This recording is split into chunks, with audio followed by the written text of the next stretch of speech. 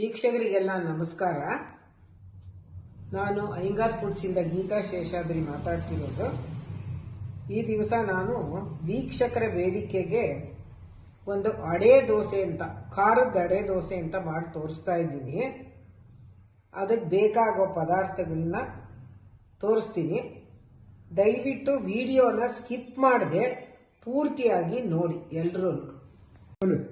ಒಂದು ಬಟ್ಲು ಅಯ್ಯಾರ್ ರೈಸು, ಒಂದು 4 ಟೀ ಸ್ಪೂನ್ ಅಥವಾ 2 ಟೀ ಸ್ಪೂನು ತೊಗರಿಬೇಳೆ, 2 ಟೀ ಸ್ಪೂನು ಉದ್ದಿನಬೇಳೆ, 1 ಟೀ ಸ್ಪೂನು 1 ಟೇಬಲ್ ಸ್ಪೂನು ಕಡಲೆಬೇಳೆ, 1 ಟೇಬಲ್ ಸ್ಪೂನು ಹೆಸರುಬೇಳೆ, ಒಂದು ಅರ್ಧ ಸ್ಪೂನು ಮೆಂತ್ಯ, ಮತ್ತೆ ಅವಲಕ್ಕಿ, ಬ್ಯಾಡಗಿ ಮೆಣಸಿನಕಾಯಿ, ಶುಂಠಿ, ಉಪ್ಪು. ಇದಿಷ್ಟು ಪದಾರ್ಥ ಬೇಕಾಗಿರೋದು. ನೀವು ಅಯ್ಯಾರ್ ರೈಸ್ ಆದ್ರೂ ಉಪಯೋಗಿಸಬಹುದು, ರೇಷನ್ ಅಕ್ಕಿನಾದ್ರೂ ಉಪಯೋಗಿಸಬಹುದು.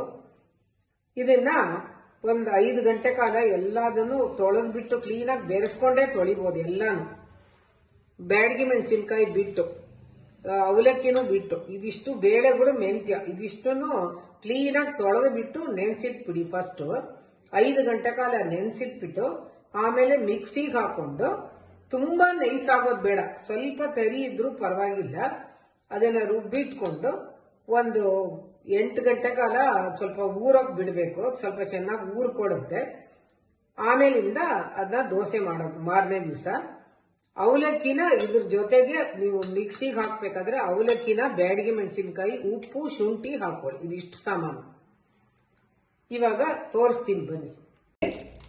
ಇವಾಗ ಹಿಟ್ಟೆಲ್ಲ ರೆಡಿ ಮಾಡಿಕೊಂಡು ನೆನ್ನೆನೆ ರುಬ್ಬಿ ರೆಡಿಯಾಗಿತ್ತು. ಈ ಕನ್ಸಿಸ್ಟೆನ್ಸಿಲಿ ಇದ್ರೆ ಆಯ್ತು ದೋಸೆ ಮಾಡೋದಕ್ಕೆ.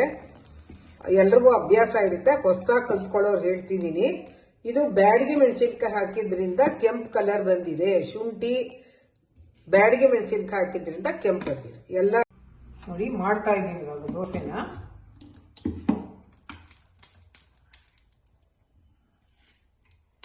ನೀವು ಮಾಡ್ತಿರ್ತೀರಾ, ನಮ್ಮನೇಲಿ ನಾನು ಇವತ್ತು ಮಾಡಿರೋ ರೀತಿ ತೋರಿಸ್ತಾ ಇದ್ದೀನಿ. ನಮ್ಮ ತಾಯಿ ಹೇಳ್ಕೊಟ್ಟಿದ್ದು ಆ ಥರ ಮಾಡಿ.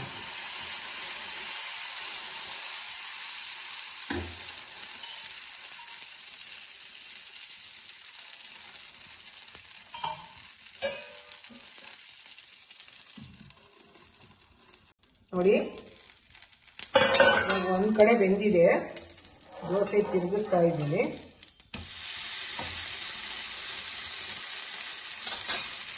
ಚೂರು ಎಣ್ಣೆ ಹಾಕ್ತೀನಿ.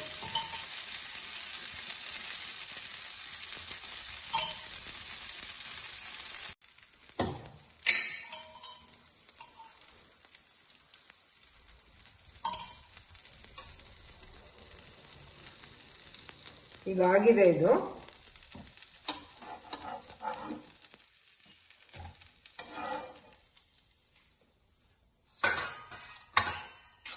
ಇನ್ನೂ ಒಂದು ಮಾಡ್ತಾ ಇದ್ದೀನಿ ನೋಡಿ.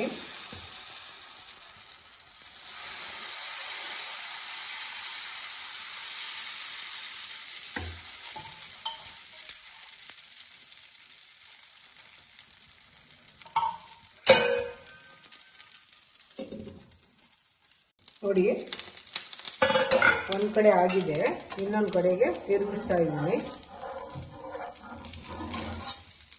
ಒಳ್ಳೆ ಗೋಲ್ಡನ್ ಬ್ರೌನ್ ಬಂದಿರುತ್ತೆ. ಆಹಾ, ತುಂಬಾ ಚೆನ್ನಾಗಿದೆ ಪರಿಮಳ. ಶುಂಠಿ ಬೇಳೆಗಳೆಲ್ಲ ಹಾಕಿರೋದು ಒಳ್ಳೆ ರಿಚ್ ಪ್ರೋಟೀನ್ ಈ ದೋಸೆನಲ್ಲಿ. ದೊಡ್ಡವರಿಗೆ, ಮಕ್ಕಳಿಗೆ, ಎಲ್ರಿಗೂ ತುಂಬಾ ಒಳ್ಳೆಯದು, ತುಂಬಾ ಚೆನ್ನಾಗಿರುತ್ತೆ ದೋಸೆ.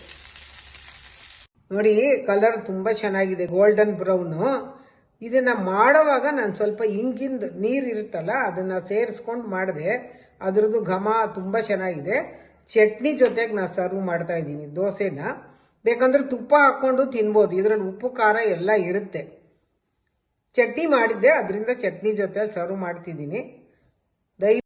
ದಯವಿಟ್ಟು ಈ ವಿಡಿಯೋನ ಪೂರ್ತಿ ಸ್ಕಿಪ್ ಮಾಡದೆ ನೋಡಿ. ಸಬ್ಸ್ಕ್ರೈಬ್ ಮಾಡಿ, ಶೇರ್ ಮಾಡಿ, ಲೈಕ್ ಮಾಡಿ. ಕಾಮೆಂಟ್ಸ್ನಲ್ಲಿ ನೀವು ದೋಸೆ ಮಾಡಿಬಿಟ್ಟು ಕಾಮೆಂಟ್ಸ್ನಲ್ಲಿ ಹೆಂಗೆ ಬಂತು ಅಂತ ಹಾಕಿ, ನಾವು ನೋಡ್ತೀವಿ. Thank you.